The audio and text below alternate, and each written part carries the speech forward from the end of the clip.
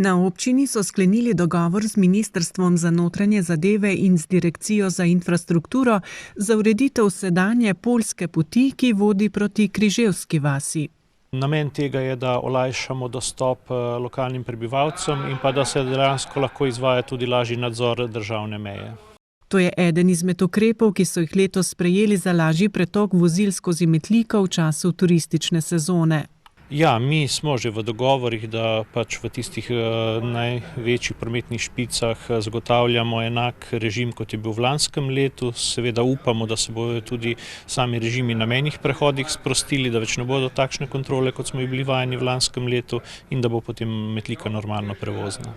Z deli za ureditev ceste naj bi začeli še letos, predvidoma v prvi polovici leta.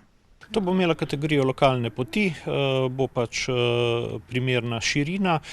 Poleg same ureditve poti bojo pa tudi Slovenske železnice zagotovile nove zapornice, avtomatske, in na ta način olajšale prehod tudi preko železniške proge.